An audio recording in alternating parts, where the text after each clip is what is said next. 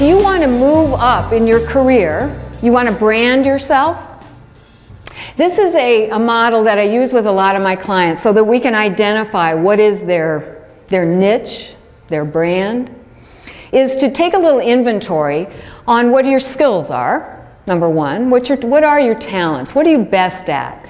What have you always been good at? People have told you you're good at all the time.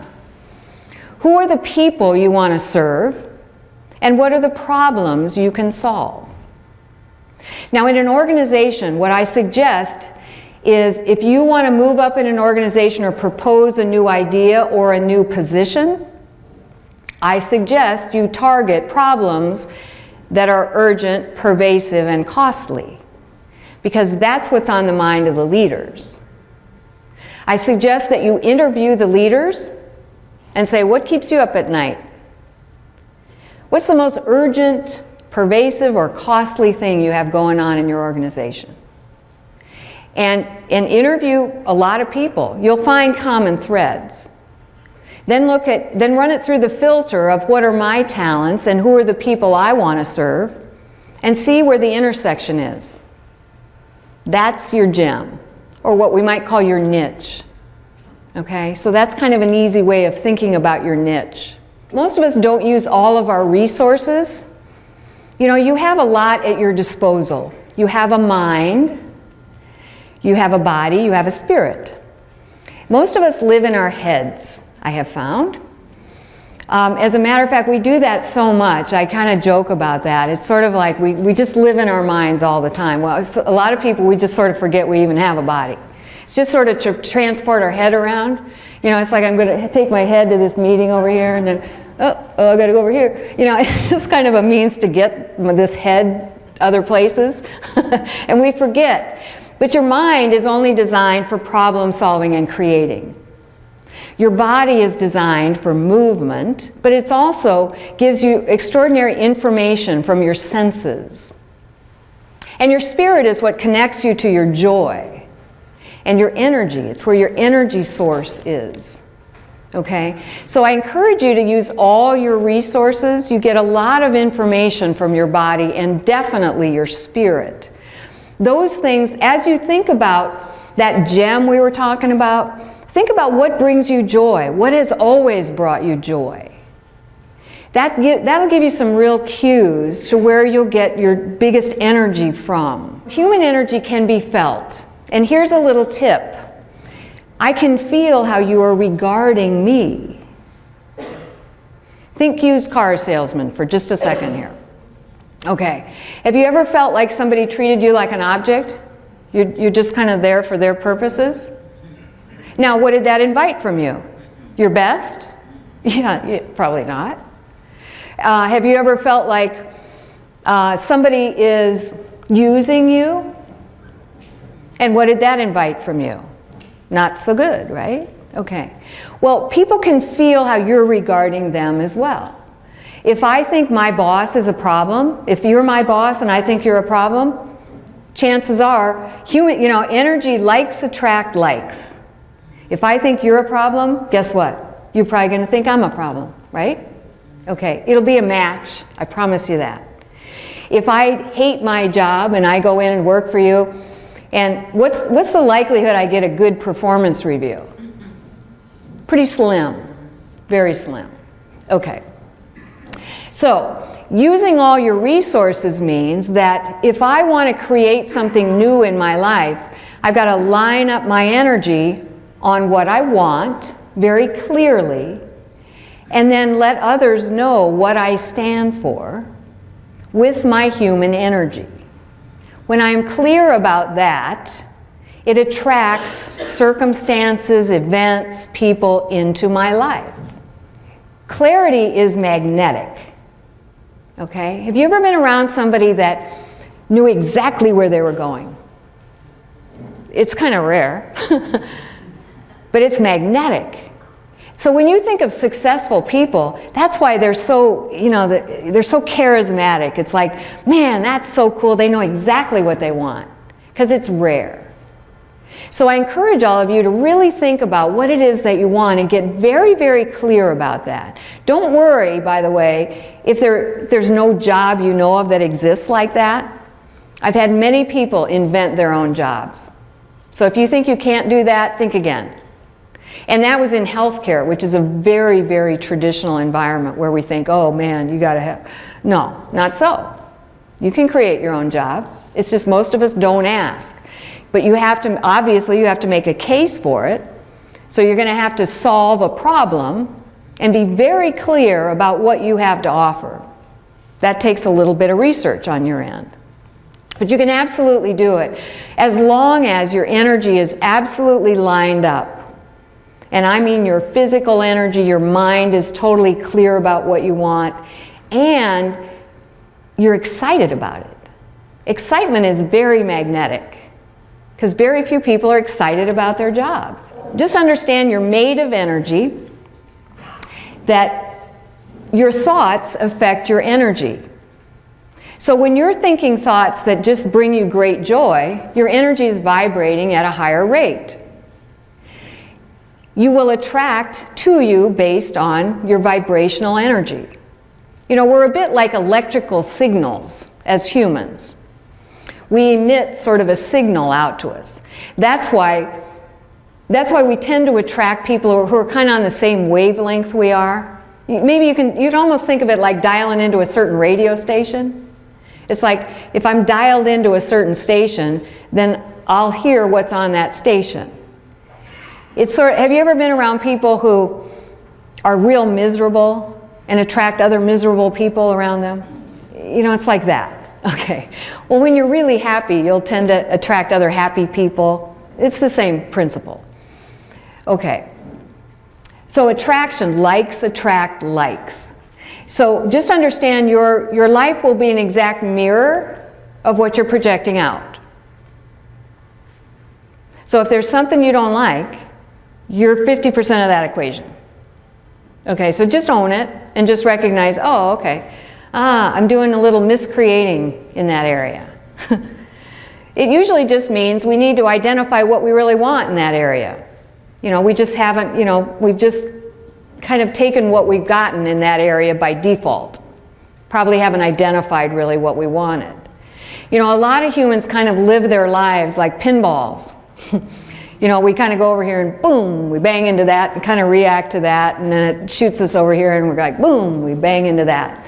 Okay, there's a much better way to do it, and that is be deliberate in what you create by narrowing your focus and identifying what you want, and then focusing upon that long enough to get it.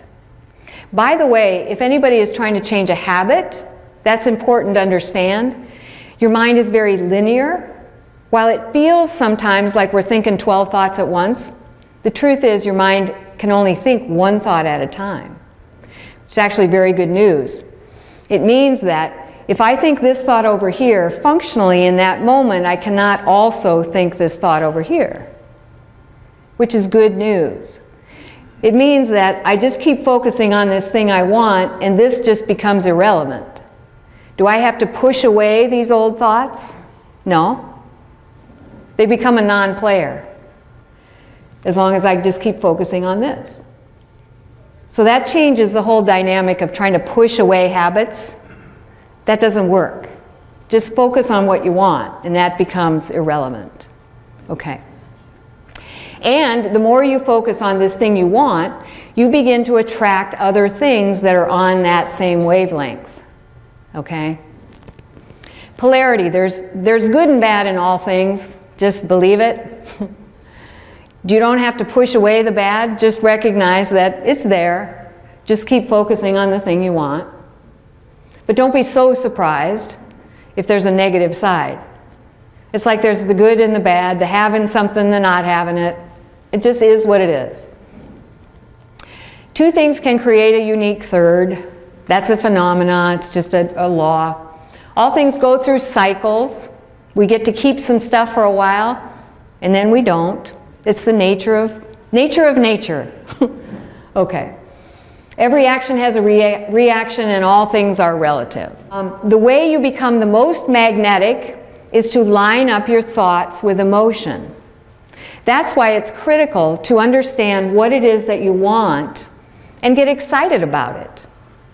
Excitement raises your vibrational tone, and things start happening more quickly. A lot of times I work with people just to help them get clear about what they want. It sounds like an easy question. Not so easy. Because most of us are so distracted all the time by a million other things, we just sort of never get clear about what we want. So sometimes that's the work we do with people, is just to get clear about what you want. Because I know that once you're clear and you're excited about what you want, things just start happening. Do we create a plan? Absolutely. Absolutely. But you'll find that at that point, it's kind of effortless. You know, once I found, because I call it the well that won't run dry. Once you tap into that thing that brings you a lot of joy, it's easy. It's easy. Do you have things about your job that you just love? You could do them all day. Doesn't bother you one bit. Yeah, exactly. That's what I mean. That's really solid information to pay attention to. Because that's part of that thing that it will never run dry. You know, as a business owner, I love what I do. I could spend, you know, I spend a lot of time doing what I do because I love doing it. But if I was working at a job I didn't like, the number of hours would be ridiculous. You know, I wouldn't have the energy for it. But when I start working with a client, it's so fun for me that I get energy no matter what. That's what I want for all of you. Clarify what you want. That takes a little bit of data gathering. But really think about what it is that you really want. I use what I call a wheel of life that just kind of takes different sections of your life and asks you how satisfied are you in each of those sections. There's 8 sections. Your career, your personal life, your friends and family, your health, recreation, your environment, your spiritual life. I ask you, how satisfied are you in those environments, and what do you value most in each of those environments? So that's a good place to start, is get clear about how you want your life to be and really put some thought into that. Do some data gathering. Remember the movie The Secret Garden? Well, it's been around a while, but anyway. I suggest to people kind of go out in the world and window shop. And just kind of pick elements. Let's see, I'd like to have that kind of car. I'd like to have that personality trait. I'd like to have, you know, this kind of friend. I'd like to develop this ability in myself. Just kind of window shop. You know how when you window shop and sometimes you look in the mirror and it's like, oh, that dress would look fabulous. And then you go try it on and it just looks like crap. So the main thing is, you know, this is just, you're just trying things on for size, and you put them in your little secret garden, okay? And it's just to clarify and make clear choices about what you want in your life. It's something that a lot of us don't do, especially if you're using the pinball approach to life. You know, just reacting. Make a conscious choice. Choose between one or the other, what it is that you want. And here's a key, write it down. Which sounds so silly. But the truth is there's been a lot of research, and people who achieve their goals write down their goals. So I always make my clients write down their goals. And it's, you know, they get annoyed by that, but the truth is it happened. I worked with a coach once that said, I want you to write down how much you want to make in the coming year. And I tend to not think about money, so I was a little annoyed, and I was like, well, okay. And so I just wrote down the biggest number I could think of that I thought was out of reach. That was the year I reached that number. Yeah, wow. All I did was write it down. And it was bigger than I thought I could possibly do. And I did it just to get her off my back. But that's when it happened. So I'm telling you, write it down. I mean, what do you got to lose? The next thing is narrow your focus. You know, I use a lot of tools that sports coaches use too.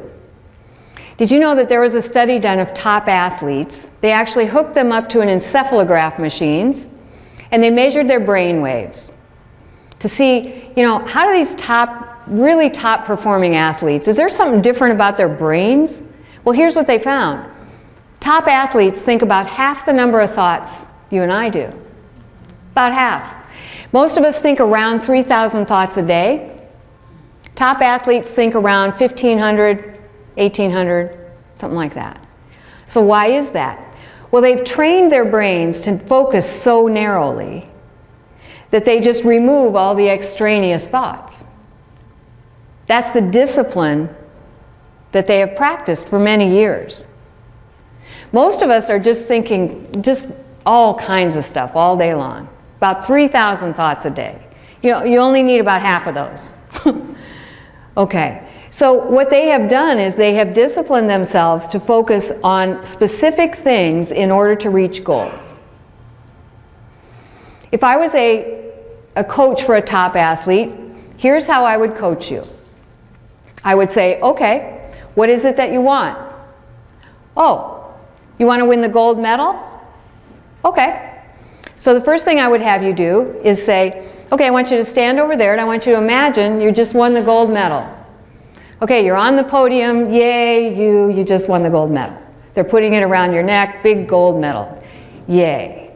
Okay, now I want you to feel what that's like. Oh, great, I just did it.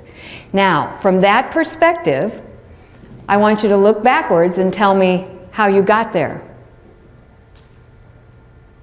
We call that a B to A approach. It's very, very different than how most of us approach goal setting. We start with where we are now and we imagine, okay, there's the gold medal. How in the world am I going to get there? And what we start to do is say, well, okay, first I'm going to do this, and oh, then, but who's going to take care of the kids? And I start building in these contingency plans. Before you know it, I've got 25 steps, and I'm derailed, and I forgot why I was even doing it, right? Okay. The B to A approach is you get fully immersed in what it is you want. You really feel what that would be like. And then you look back and say, how did I get there? 3 to 5 steps. Very high level. So if you were a top athlete, it might be something like, I practice every day. I cut out my social life. Cut out all junk food. I got a good coach. That's, of course, the most important part. And maybe that's it. Maybe there's just four things. But very, very high level. And then that's all they focus on. That's manageable. And that's why they narrow their thinking down to only those steps. And they focus very narrowly. So if you have a lofty goal to achieve, I suggest that you begin with feeling what that'll be like when you have that. That lines up your energy to that laser focus. And then reverse engineer it. Look back and say, how did I get there? 3 to 5 steps, no more. And then focus only on those things in order to get there. So when I work with clients, what I do is help them identify not only what it is they want, and make sure that they're feeling it. They're actually anchoring, they know what that would be like in their body. Because I want you to be able to access that. That's the critical factor. When you access that, how great that's going to be, it's magnetic. I want you to feeling it. And then identifying those 3 to 5 steps that you can focus on narrowly in order to achieve your goal. Identify the parts that you have now. Sometimes it's a matter of just amplifying the parts we have in our life now. If there is an element of the job you currently have that you love, focus on that. I'm not saying don't do the rest of your job. What I'm saying is focus on that part. That's where you give your emotional energy. The rest, save your emotional energy for. Let your robot do that. But give your emotional energy to the parts you love and amplify that. And those will grow. And then practice being that which you desire to be. That keeps your energy lined up and narrowly focused. And remove all the extraneous stuff you don't need. Again, that's what top athletes do. They're not thinking of a million things every day. They're thinking of those steps that will get them to their goal. And only those. Success is a muscle. You do have to take consistent daily action. Again, think of top athletes. They show up for practice every day. Okay? So it does take consistent action. But when you're focused on and you're getting excited about that thing that you love to do, you'll take the actions that you need to take. And after a while, it'll just become part of your routine.